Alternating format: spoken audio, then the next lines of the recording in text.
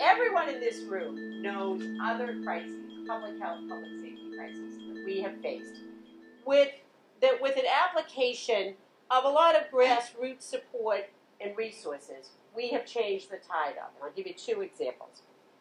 When I started in the district attorney's office, every year in Massachusetts, we would have about 3,000 people who died on highways because of alcohol-related fatalities.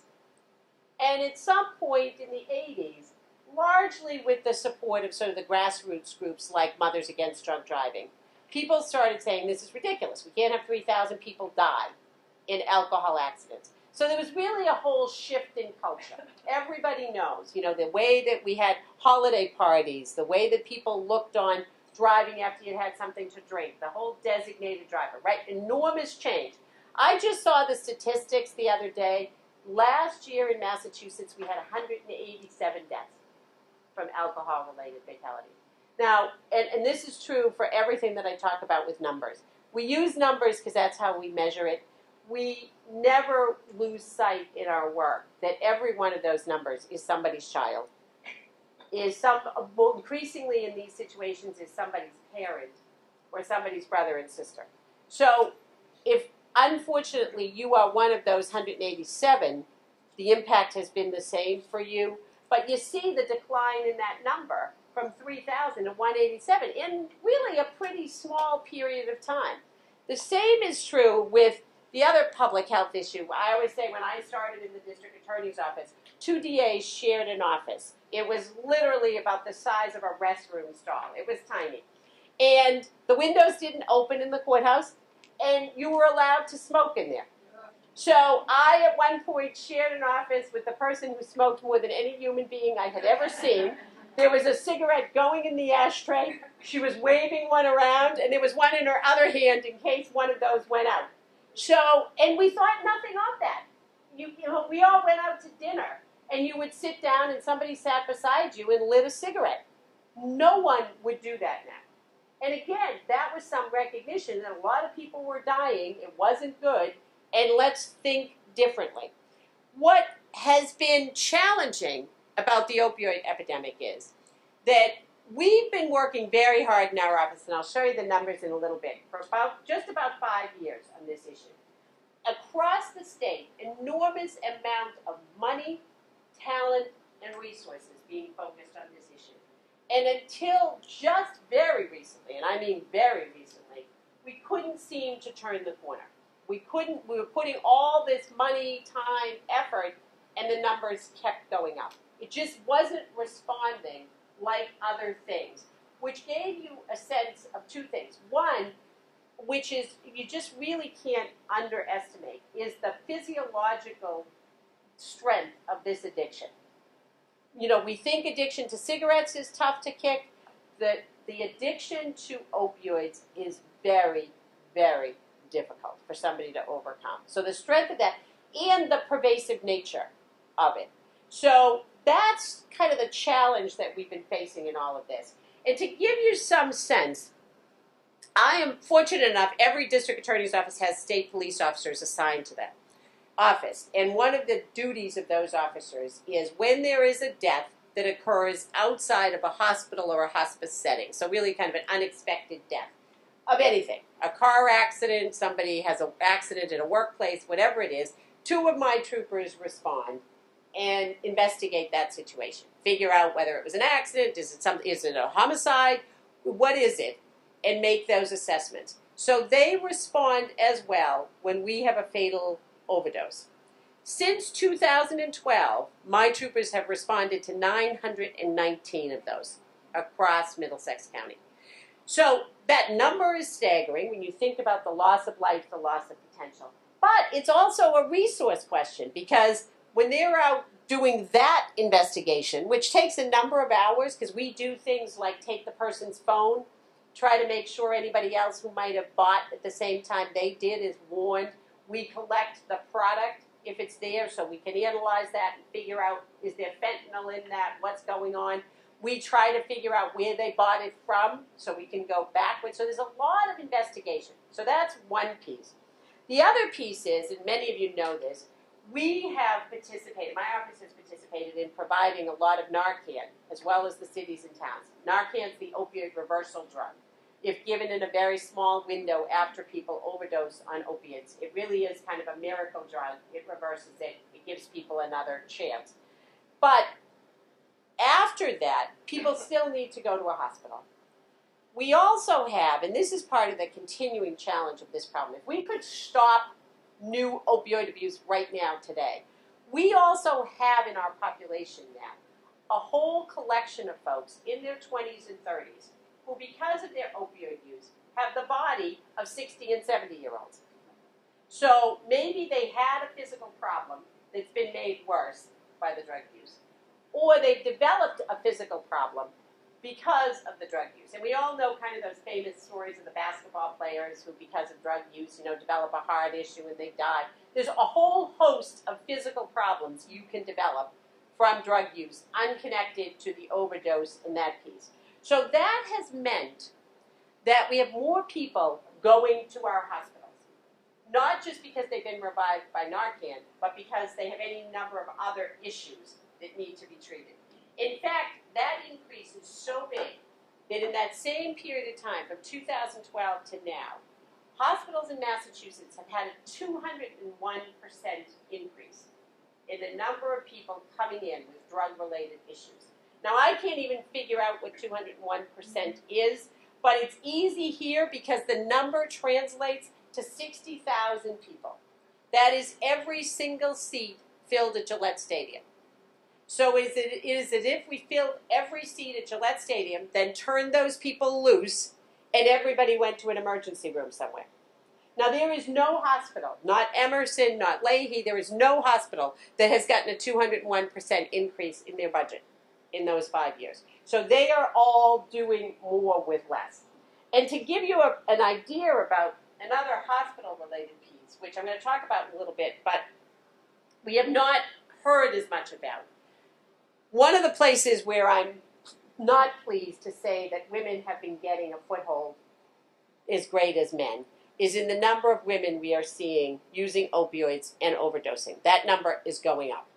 All right? It used to be a tiny percentage. It's climbing. And it is also climbing among women in their 20s and 30s. Women in their 20s and 30s are women who tend to have babies. So the number of babies that are being born substance exposed, so that the mother sometime during pregnancy was using a substance, is on the rise. In Middlesex County, we have 8 birthing hospitals. They vary a great deal in terms of how many babies they deliver, what populations they serve. Every one of our hospitals is delivering at least one, sometimes many more than one, substance-exposed newborn a month. So here's really a capsule of part of the problem.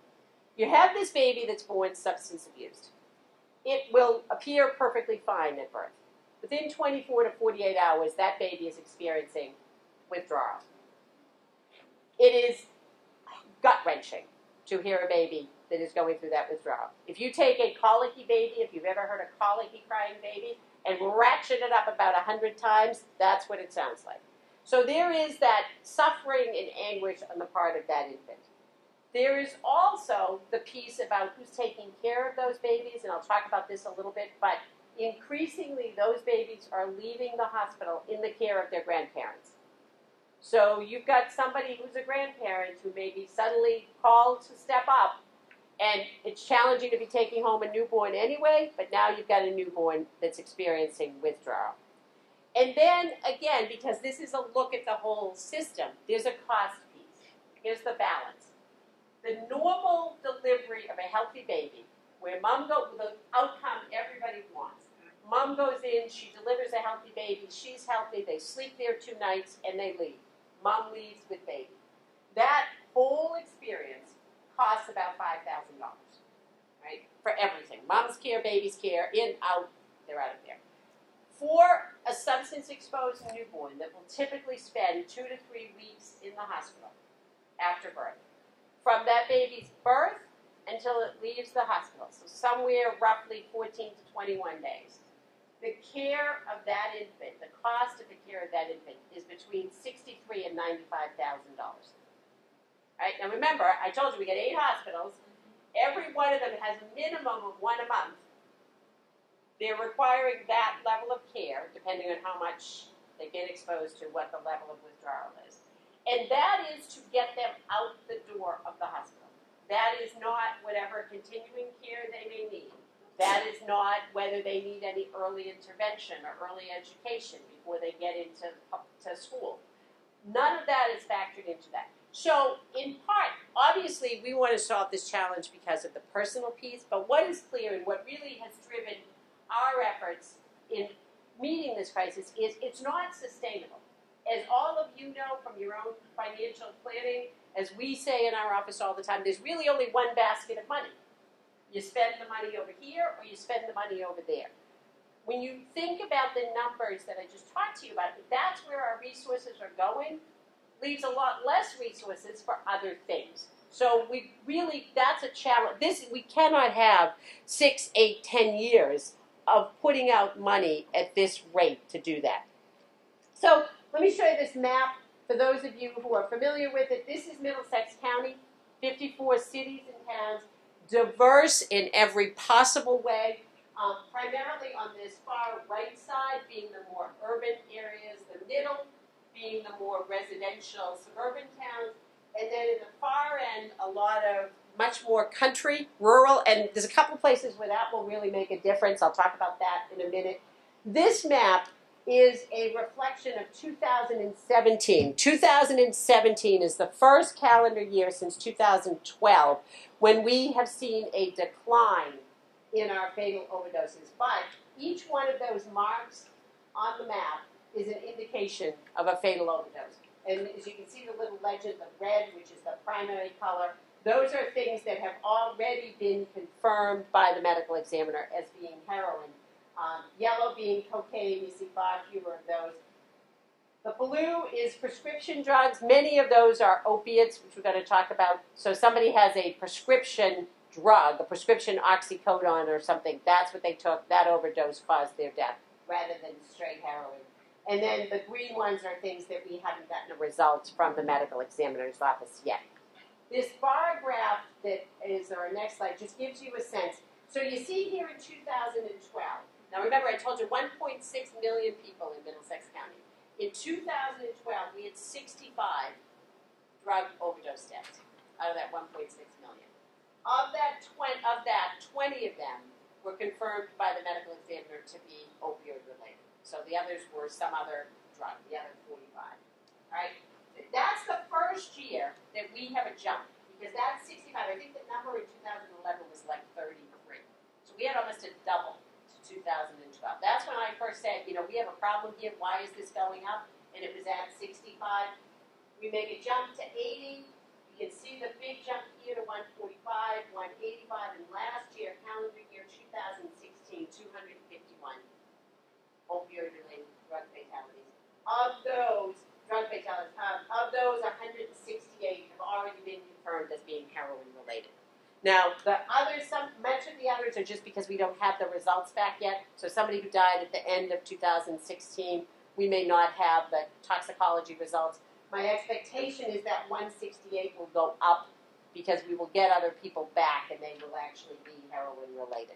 So it gives you just an idea of now, and remember, all through here, there's all kinds of time, resources, and talent being directed to try to push the number down, and yet the number's going up. So that's what I'm talking about, why it's been such a challenge. Now, this year, calendar year 2017, as I said, it is the first time in all of this that we have seen an actual decline.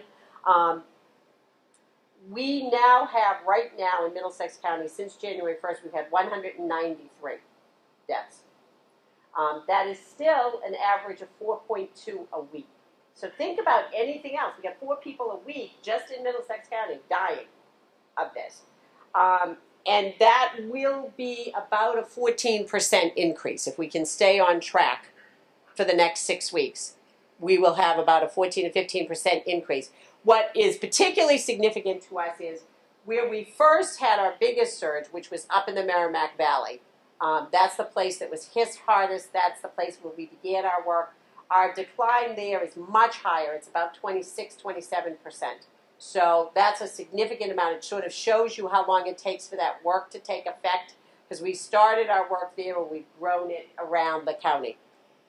Let's go back a little bit and start by talking about how the source of this problem. Many of you are probably familiar with that poppy plant, one of the most beautiful flowers in the world, grown now almost exclusively in Afghanistan and Mexico, and grown to produce heroin. Right?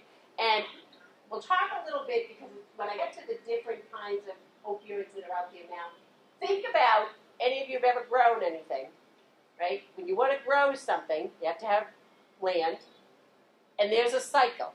You plant the seeds, you have to wait for them to grow, you harvest them, then you have to wait till the soil turns over before you can put in another part. And remember, the production of opiates is money.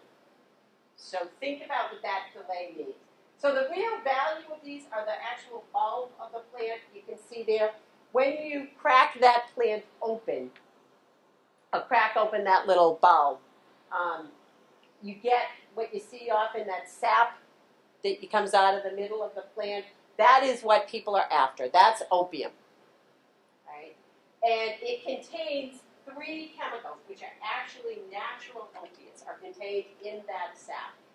Morphine, everybody's heard about morphine, used as a painkiller. What is significant in terms of what we're going to talk about is morphine in the medical establishment is the gold standard, the top of the heap of what you can use for a painkiller, strongest kind of painkiller. To the medical community, other painkillers are measured against against morphine, excuse me. So something is half the strength of morphine, something is 1/10 of the strength of morphine. So remember, because I'm going to be talking about some of the synthetics and the power of them, of all the natural opiates, morphine is the strongest. All right? We've all heard of that, often used in end-of-life care. What's interesting, and when we get to the idea that people weren't clear on the fact that some of these things were addictive, morphine is named after Morpheus, the Greek god of dreams. So even when they were naming it, people knew that it kind of put you into a spell of sorts. All right? The second one, and it is from morphine that heroin is manufactured. All right? Codeine, everybody's heard of that, often used as a cough suppressant and added to extra strength Tylenol, that sort of thing. Thebaine, which is the one that people are probably least familiar with, but it is thebaine that produces the whole line of opiates, oxycodone, OxyContin, that whole set. That's what they use to make that one. So one possibility in the natural opioids is you grow the poppies, you harvest them, you take that sap, and you take out the morphine to make heroin and the thebaine to make the oxycodone types. Now remember, excuse me, if you can only make so much from each plant, and there's that cycle, there's a lot of money to be made in producing opiates. So pretty quickly, people went to making these semi-synthetics. All right, part the natural opium that you get from the plant, and part man-made. So obviously then, from every plant, you can make 2 or 3 times as much. All right, so you're mixing some of the natural stuff with the chemical stuff. And all of the semi-synthetics, they are the ones that you hear a lot. The heroin, the Dilaudid, Vicodin, OxyContin, Percocet. So if you've ever had a prescription for any of those, that was a semi-synthetic opioid. All right? Again, keep in mind, this is market-driven. Right? So people want, you still got to wait for the plants to grow for this. That has led us to synthetic, which are entirely man-made. These are opiates. They have all the properties of opiates, but they do not contain that actual opium from the plant. They're entirely man-made. Methadone, which many people have heard of, which is often used to wean people off an opiate, and fentanyl. Fentanyl is used, has a legitimate medical use as a painkiller. It is usually prescribed when you're going to have pain over a big area of the body. So, for instance, one of its biggest uses is you have spinal surgery or something. You've got a lot of nerves and body mass to cover. You will often get fentanyl in a patch. It's put on, it's a time-release patch as a painkiller. It is many, many times stronger than morphine. So remember I told you morphine's the gold standard. Fentanyl many, many times stronger. That's why when you hear about the drugs that are on the street, where you have heroin or cocaine mixed with fentanyl, that's why so many people die, because it's just so much stronger, right? And remember, the synthetic things that are being made, you can go online, you can go home and Google how to make fentanyl. It tells you how to make it, all right? An 8th grader can make fentanyl, right? As I say all the time when I'm out in the schools, there are no FDA standards when you are making fentanyl. When we go in and execute a search warrant or find a place where they're making it, they're usually making it in paint buckets, those big plastic paint bucket kind of things. They're not even really sure what they're making, all right? So they're throwing stuff together. You know, there's nobody supervising that. So very often, you might have seen we had a very significant drug arrest on Friday. We got a lot of fentanyl. People have, even the people who are selling it often don't know exactly the chemical composition of what they're peddling. That's why somebody buys something and they use it. It's even an experienced user who's used a lot of heroin buys something, they have no idea how much fentanyl or carfentanil potentially is in there, and it kills them because they just don't know how strong it is. One of the most dangerous properties of fentanyl, and I don't cook, but this is a good analogy, so if you cook, you'll understand it. One of the properties of fentanyl is it clumps. So it is as if you were making a cake mix. You know, you're making a cake mix, you put the dry ingredients, the wet ingredients, you mix them up. No matter how well you mix it, you always seem to have those lumps at the bottom when you go to pour it out. Fentanyl is like that. So what happens, and it's why we will often see, for instance, there'll be 4 people. You all bought from the same dealer. You all bought your own bag. You all used it. 2 of you died because there are those clumps. I'm using the bag of fentanyl. I happen to get the one that's got the big clump of fentanyl in it. So mine is, 20 times stronger than yours is, even though we came from the same place. We will often find a whole group of people who've used from the same source. 2 or 3 of them just died because the property was so much thicker and clumped. All right, so that gives you some sense. Now, the question people ask me all the time is, how did we get here? And there's really a pretty simple explanation. These opioids, when they were developed for end-of-life care. Right? Nobody was really confused that they were addicted. But the idea was they were being used for end-stage liver cancer, bladder cancer, whatever it is. We weren't worried about the person developing addiction because they weren't going to live that long. And that was regulating their pain. What else is interesting, and people tend to overlook this, is all of this is happening kind of in the late 80s, 90s. At the same time, there's a development of things that most of us think is a good thing, right? It's around that time that there's a big push in the medical community and among people to have end-of-life care happen at home, to have hospice care, all right? What many of us would wish for if we were at the end of our life, to be able to go home, be cared for by our family, die at home. Okay? That is not a terribly good option if the person who's sick is in excruciating pain 23 and a half hours a day. Opioid pain relievers made it possible for that person's pain to be controlled, for them to go home. So there was a real value to that. There are still, make no mistake, there are still lots of people who suffer from what it quickly went to, some kind of chronic pain, who are perfectly well managed. Their doctor and health service providers manage them on an opiate. They've never been overprescribed. They haven't developed an addiction. It allows them to live a better life, a better quality of life, because their pain is under control, whatever it is. All right? But what pretty quickly went from here was, it was such a good pain reliever, works so quickly, works well, that we started using it in acute care settings. Right? Somebody who needed, you fall out off your roof, you break your leg in 3 places, it's Friday night, you get to the emergency room, we got to control your pain, you're probably getting an opiate painkiller.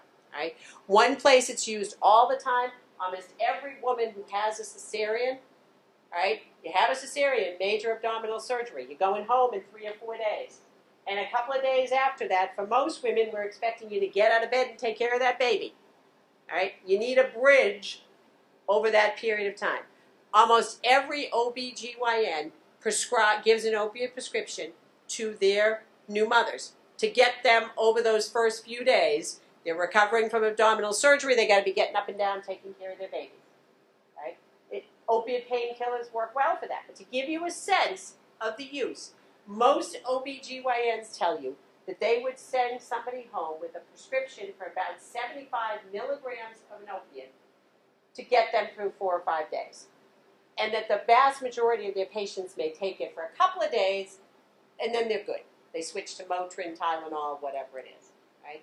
It is not uncommon for somebody with a serious opiate addiction to be on 200 or 300 milligrams a day. So think about, you just had abdominal surgery, you got a baby to take care of, you might be getting 75 milligrams versus the other. And that's kind of this middle ground, which is, and you know, there's an other side of this as well. I would venture to guess that any of you in this room, if you went to your doctor and your doctor said you need a knee fix or you need a shoulder fix or whatever, and what that's going to entail is we're going to do whatever, and you have to then sit on the couch for 6 weeks. Pretty much everybody would be saying to the doctor, I can't do that. I got to get back to driving. I work. I take care of my grandchildren. I got a lot to do. How can I do that? And opioid painkillers, in many cases, make it possible for people to do that because they give you that pain relief that allows you to do it. For many people, they take those opioid painkillers. Maybe they don't work so well. They make you sick to your stomach. They make you feel loopy. You never take them again. Some people take them. They take them for 3 or 4 days. It gets you over the hump. You're able to use Motrin or Tylenol or something. You're good. And then some people get addicted. So, and you have no way of knowing that until you take them. That's the problem. Right? So the other part of it is they become routine in a lot of things. I have a daughter in college last Christmas holiday. Many of her friends came home to get their wisdom teeth out. All right, so healthy 20, 21-year-old kids getting a couple of wisdom teeth out. Most people in here probably had some kind of dental work or had a tooth out. First day you might be okay because you're pretty numbed up. First night you might have some discomfort. But by the second day, unless something's gone wrong, you've got an infection or something, you're kind of on the upward swing. To a person, those kids were coming from the dentist with 60 or 90 opioid pills. All right? So there's the whole, are you using them? Secondly, if you don't use them, the person who takes one the first night, then they're good. Where's the other 89 going? So that's another issue. The other piece of it that's interesting about it, if you think about it, certainly I know for me, when I was growing up, by the time I was in high school and college, I did not have a lot of friends who had had a serious surgery. That is not really the case now. I know for my kids, many of their friends in high school or college had had shoulder surgery, knee surgery. You know, kids play a lot more sports. They play them a lot longer. You have a lot more kids that have a lot more medical procedures who may be getting those prescriptions. You know, everybody's heard the tale we hear all the time of somebody who breaks a wrist or something while they're playing hockey. They get an opiate prescription, and they like that prescription way too much, and they're off to an addiction. So that's kind of the root. Now, to give you this sense, beginning back here in 1991, so that's only 26 years ago, in the United States, 76 million prescriptions were written for opiates. Not the number of pills, but 76 prescriptions got written. By 2013, that had gone up to 207 million. All right, so, well, almost 3 times as much. I don't think we got a whole lot sicker. I don't think there was a whole lot new diseases that got discovered, but there's a whole lot more prescriptions. That continued to go up for a little bit. It started to come down a little bit, I think, because doctors are becoming much more educated about the idea. We have, across Middlesex County, we have held a number of trainings partnered with the BU School of Medicine. We hold a scope of pain training, which trains doctors, dentists, nurse practitioners, anybody who can write a script about the right questions to ask, what to think about, all of that. Do you really know your patient about what you're writing for? And you know, it's interesting because the 2 greatest numbers of opiate prescriptions are written by orthopedists and dentists. They are the 2 specialty practices that write the most opiate prescriptions. And particularly when you think about dentists, we have a dentist who does a lot of work with us on our panels, education panels. And as he says, many dentists work alone, and they learned in dental school, this is how it goes. So I went to dental school. I'm Dr. Ryan. I have set up on Main Street. I've been practicing dentistry here for 20 years. I kind of do what I do. I do it the way I've learned how to do it. Many of those doctors are shocked to discover, for instance, that they write so much more than somebody else. Because they have the same practice. I mean, we all have jobs, and you tend to do your job the way you do your job, unless somebody comes and educates you that there's a different way to be doing that. So there is some change in all of that. Then the path, this is a very simple path of how you get to heroin. This is a 50 milligram opioid pill, a pretty common dose. That pill on the street right now is selling for about $1 a milligram. So that pill is worth $50. So first I get my legitimate script. Right? I just went to my orthopedist. He gave me a prescription. I got 60 of those. Right? And I've been taking them. And I develop a fondness for those. Right? And at some point I have a physiological need for them, and then I have an addiction to it. Now probably, so think about this path. I've gone through my body, but I need them. Because one of the problems with opiates is that your tolerance grows very quickly. So what made you really high 3 weeks ago isn't putting you anywhere near there now. So you keep needing more. So I've used up my bottle of pills. I probably can go back to the doctor once anyway and say, I'm still having a lot of pain, doctor, a lot of pain. And the doctor will write me another script. If I'm lucky, maybe I can go back twice, and I get more. Right? But they're lasting me a shorter time now, remember, because I need more and more. And at some point, my insurance is going to run out, or the doctor's going to say, no, you know, it's been a month since your surgery, you should be good now, and my doctor's going to stop writing. So think about, for somebody who's dealing with an addiction, now I need these, and I've been shut off. I got to find another path of where I can go. That's what causes many people to start doctor shopping or going to emergency rooms. Right? We proposed some legislation which was ultimately put into the bill that was passed about limiting the number of pills that can be given in an emergency room. Because I go to an emergency room, usually they don't know me. I'm spending less time with people than I would if it's my primary care doctor. Right? My primary care doctor knows I got all these other things going on. The emergency room doctor doesn't know that. I'm in a busy emergency room on Friday night. They're moving me through. Right? So it got easier to get those pills there. Right? And if I go to Emerson, and then I go down to Good Samaritan in Brockton, right? It was pretty easy to be getting those for a while. All right. So at some point, I'm going to even run out of that. I can't get them there. I'm probably at that point going to start trying to buy them on the street. But remember, it's going for $50 for that pill. Meanwhile, my tolerance is going up. So if I needed one, I need 4 now. Unless you are extraordinarily wealthy, at some point you're not going to be able to afford that anymore. But you still have the addiction. Okay? This bag of heroin, when I started in the DA's office, that was going on the street for about $60. Right now, that bag on the street is going for between $3 and $5. All right? So I can pay $50 for this. I can pay $5 for that. I keep needing more. So it's going to be a pretty short path. So I've run out of sources to get the pills. I've got to get something. I'm buying those bags of heroin. All right?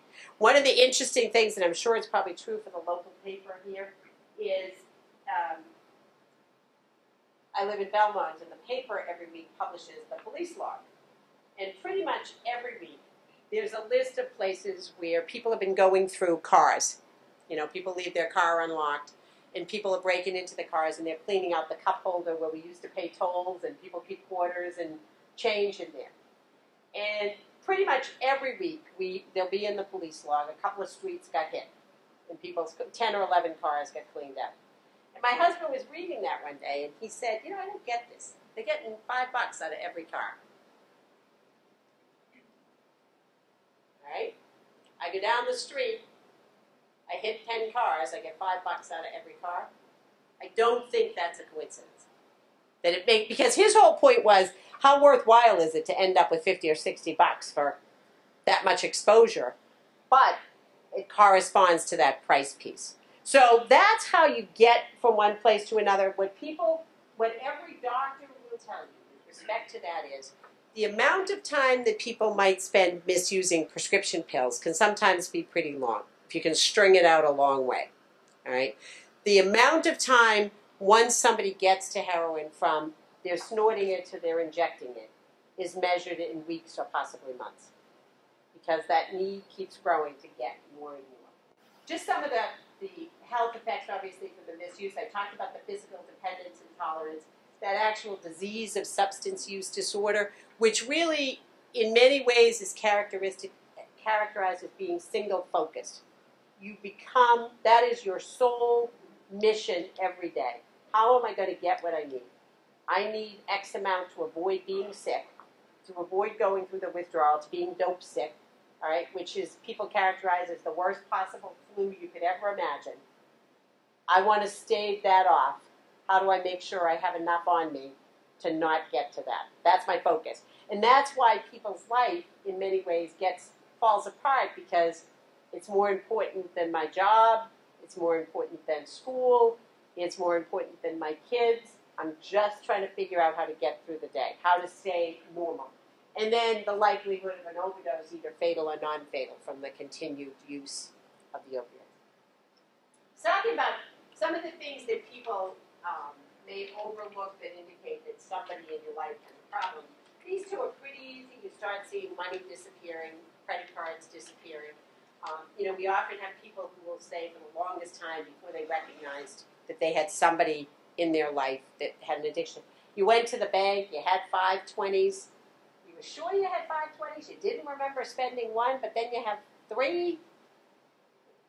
People are just lifting money, things are showing up on the credit cards. One of the things we see very often is people in the throes of their addiction selling things that won't be missed till the next season.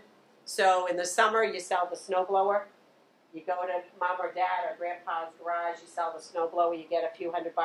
In the winter, you sell the lawnmower because nobody's missing that for a long time. You notice an absence of tinfoil. Tinfoil is used all the time to wrap drugs to keep them from getting wet. So you're going through enormous amounts of tinfoil. Your prescriptions, and I'll talk about this in a minute, your prescriptions are a little bit off. The plastic baggies, again, used to keep sandwich bags, often with the corner cut out, the way to store drugs. And this is the one that when you go to learn to cope, or some of the other parent groups, people are amazed because people don't think about it. Almost everybody who has, particularly a child who's been growing, an adult child in their house struggling with addiction, starts noticing that their teaspoons are missing. Right? One mother told us at the Learn to Cope that she thought what was happening was the kid, or her teaspoons were missing, or the bowl was bent. She noticed her, and she thought the kids were using them to dig hard ice cream and bending them. Well, of course, they were using them to cook the drugs in. So teaspoons, that's something nobody connects, but it is a very frequent occurrence to have that go missing. I talked a little bit about substance use disorder. It really has this sort of kaleidoscope of effects. There's the physical effect, the constant scratching, the real need to get that, the drug sick reaction. Again, it has a very great social impact in that as your world gets smaller and focuses on getting the next drugs that you need, other things fall away. Very typical pattern is somebody who was a good student, had a part-time job, was involved in sports, bit by bit, those all fall away because they're spending more and more time. Because remember, it's a full-time job figuring out where the next batch is coming from. And then the emotional part, the shame of it, the isolation. I think sometimes people think about drug use as being sort of a party, joint event. It might start that way. The most common scenario, and certainly the first responders know this, is we find people overdosing alone in their bedroom or alone in their bathroom. It becomes a very isolating disease. First of all, they're focused on getting that, the shame of it all, and they're spending more and more time alone. We're very often getting that well-being call for somebody who has an adult child struggling with addiction. It's been a couple of days, they're holed up in their bedroom or in the basement, and they've overdosed. Now, how it affects seniors a couple of ways. First of all, there's just the straight-out theft, the taking of property, money, credit cards to finance this. You have a grandchild or an adult child who all of a sudden is more than happy to do errands, more than happy to help pay the bills, and things are disappearing. A very frequent one is, especially in the bad weather, you're giving your ATM card to a granddaughter or a neighbor or something who's going off to pick some things up at the store. It's bad weather, you don't want to go out, and they are paying for your groceries, then buying a loaf of bread and getting cash back. So the next charge is $100, and they're using that to fund it. The manipulation and coercion, we are unfortunately seeing Massachusetts has a population of folks that are seniors, and in Massachusetts, that's anybody over the age of 60. The population of seniors is higher in Massachusetts than it is in many other states. In Middlesex County in particular, it's 10% higher than that high rate, which is a great thing because it means people are being able to stay in their own communities and age there. It also means that you have more and more people who may have adult children or grandchildren who, maybe you have a grandchild who's been kicked out of the house by their parents. They've come to live with Nana or Grandpa. You have an adult child who maybe either because the rest of their life has sort of fallen apart, they've lost their apartment, lost their house, or mom or dad needs care and they've agreed to come home, but they're dealing with that addiction. And the struggle for many people is, yes, they've got something going on, they're using some drugs, but if they weren't here, I wouldn't be able to stay in the house. At least they drive me to the doctor, they pick up the groceries, they do something. So they're really being manipulated or manipulated into giving up money. One of the things that's concerning is even for seniors who may be living on a very fixed amount of income, most seniors are fortunate enough to have a reliable monthly income, whether it's a pension or Social Security or something. So if I go to Nana this month, and maybe Nana can only give me $20, come the 3rd of next month, Nana's going to have some more money, so I can go back. And what we're often seeing is, even unintentionally, there's, at some point, I can't give you any more, there's a struggle, somebody's getting hurt. We had, about a year and a half ago in Cambridge, we had exactly that situation, a young man who was dealing with a very serious addiction. He was visiting his uncle, older gentleman, and there was always a reason. I need $20, I need $30, I need a tire, my car's out of gas, whatever. And the uncle, who was living very close financially himself, would somehow always manage to give him the $20 or $30, which of course was being used for his habit. And on one particular evening, the nephew went, and the uncle just didn't have the money, and said to the nephew, I just don't have it. The heating bill's been a little bit more. I don't have anything to give you. There was a fight that turned physical. At some point, the nephew threw the uncle against the bathroom wall so hard that it literally brought the tile down off the wall. Uncle did not survive that. Rooted in the money, in the addiction piece, and tragic outcomes. The other piece is this tampering with prescriptions. Remember what I said about you're constantly on the need to get something. What tends to happen is as people get older, they have more and more prescriptions. And it's easy to be reaching in and taking a few out of there.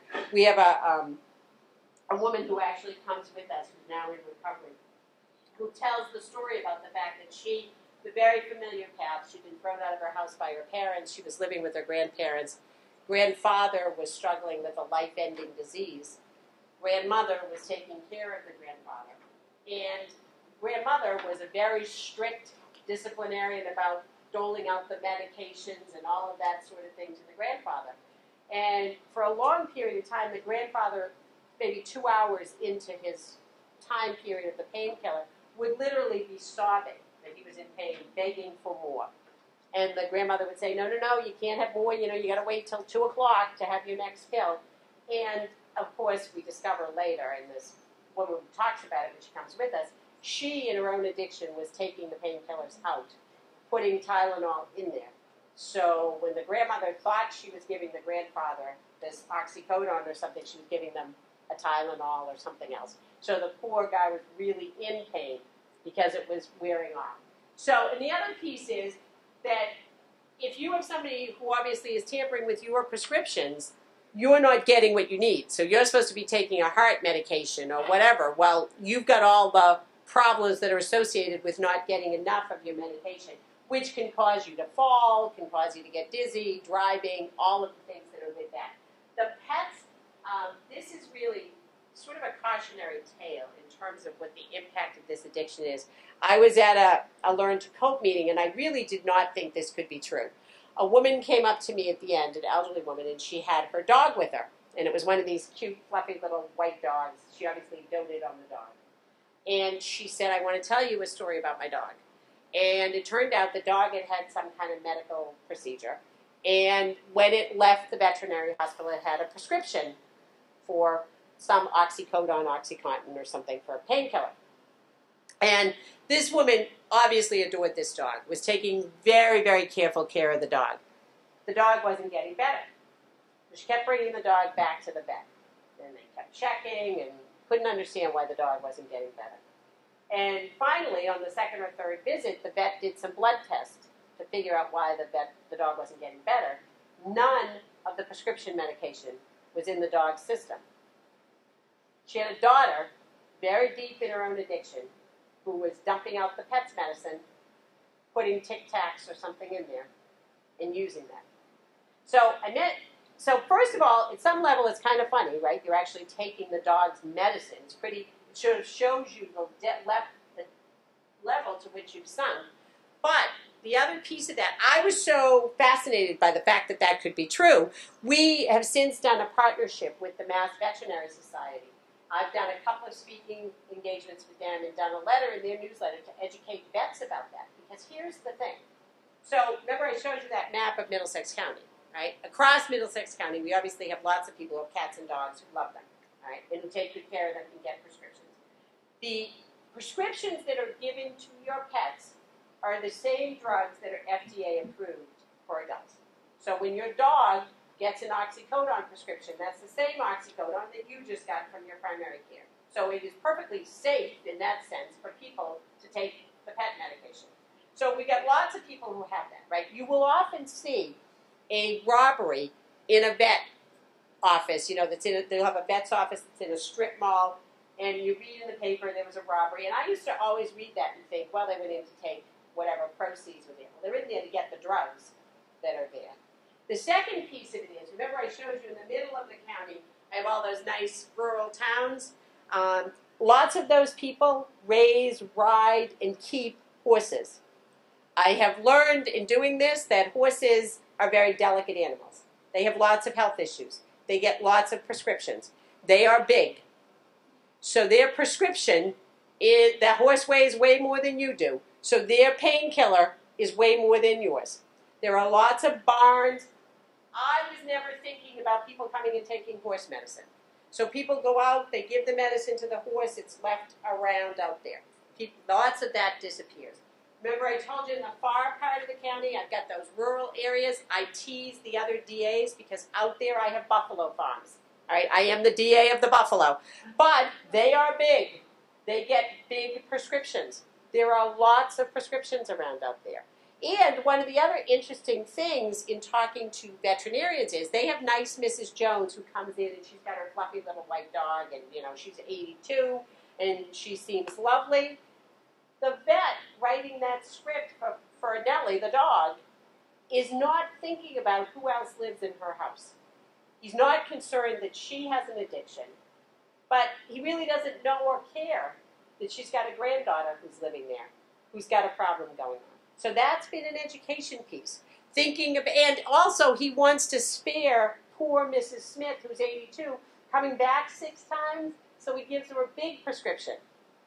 So she does it because it's for Fido, and we're just going to put it on the shelf. So that's been an important education piece. It's been a piece we didn't think about. It's like the babies that are substance exposed. You've got this other piece. Nobody's thinking about all that medication that's out there. And then, of course, that family piece. You know, addiction really is a family disease. It tears a family apart. When you we have panels of folks in recovery who talk about, you know, the years that their parents spent literally sleeping with their purse under their pillow to keep things under control. The way that many people thought they were going crazy, either because the money was disappearing. We have one grandmother who comes with us a lot and said that she really thought she was going crazy because she used to park her car beside her house, and she was pretty precise about where in relation to the flower beds she parked the car.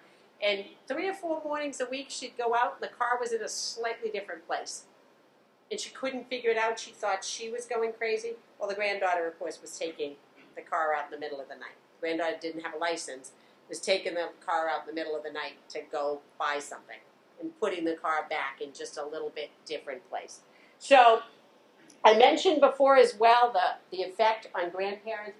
In Massachusetts today, there are 38,000 children. So anybody under the age of 13, from that newborn leaving the hospital to 18, 38,000 kids being raised by their grandparents.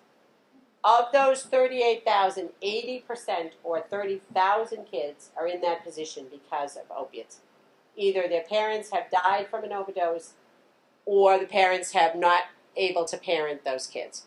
So we routinely have situations where we are calling grandparents, sometimes very elderly grandparents, who do not have, first of all, they're somewhere else, and we're saying there's been an overdose, please come back and collect your grandchildren, who may not have the financial resources. They've moved to that over 55 community now.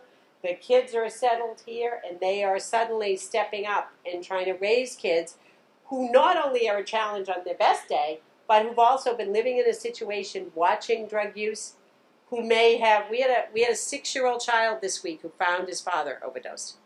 So we've got kids, you know, these are kids, it's not just taking on a 6-year-old, it's taking on a 6-year-old who found their overdosed parent. That's a big challenge for any grandparent. And sometimes they are elderly grandparents who are coming in and taking care of that. And obviously the question of the best grandparent at 80 who steps up to take care of those kids may be toddlers. Well, at some point those kids are going to have another loss. And what are we doing about that trauma, and where do we move them? You will see in your packet a little bit of information about, we have used some of our drug forfeiture money. That is money that the court allows us to take from drug dealers after they're convicted, some of their drug proceeds. Some of it goes to the local police departments to help fund drug investigations. We can use some of it for education and prevention. One of the things, in addition to buying Narcan, we bought these boxes for the police station. So 24/7. I'm not going to ask you to raise your hand, but I would venture to guess that like 98% of Americans, you have saved some prescription. So you had a prescription, and you got, 3 left. Well, I might go on vacation. That thing might bother me again, and you put it in the medicine cabinet. Bring them and get rid of them, because remember, when you've got people and you don't know who it is, we've charged a number of folks recently, the cleaning people, people that are doing work in houses. If I go into your house and I go in your medicine cabinet and those prescription bottles in the back that have that fine film of dust on them, it's not hard for me to figure out those aren't being used, and I'm dumping those out and taking them out. One of the other partnerships we have done, which has been very successful actually, is with real estate brokers, because we discovered that lots of people on Saturdays and Sundays were making the rounds of an open house. And, they'd go in, the broker would greet them. They're upstairs looking at the bathrooms. Broker's happy that they're spending so much time looking. While they're there, they're dumping out some. They don't take them all, but they're taking a handful from every one of those. It's a lot of pills you can pick up in Saturday or Sunday. Remember, they're at $50 a piece. I'm picking them up that way. Where do people leave their prescriptions? Often people, especially if you've got prescriptions to take every day, you leave them by the coffee pot, you're leaving them out in the bathroom someplace. I say to people all the time, think of it as a 50. You wouldn't have somebody over with a stack of 50s on the kitchen counter. You shouldn't be leaving your prescriptions out there. I was doing a program with one of our realtors the other day, and a realtor raised her hand and said, just that Saturday, it was like a Monday, and just that Saturday she had been showing an extraordinarily high-end house in one of our communities. And a man came, seemed fine, everything was great, and he'd been upstairs for a little bit, and she kind of went up, mostly just to kind of check in and chat, and he was in the bedroom. The homeowners had put all their prescriptions in a bag. He had the bag dumped out on the bed, going through those prescriptions. So it's fertile ground for people. So just get them out of your house. Also, if you've got teenagers who are experimenting, you know, people think it's a joke, but there's a very common party where everybody goes and the price of admission is a handful of pills. They have no idea what they're taking. They throw them in a bowl and they're grabbing them.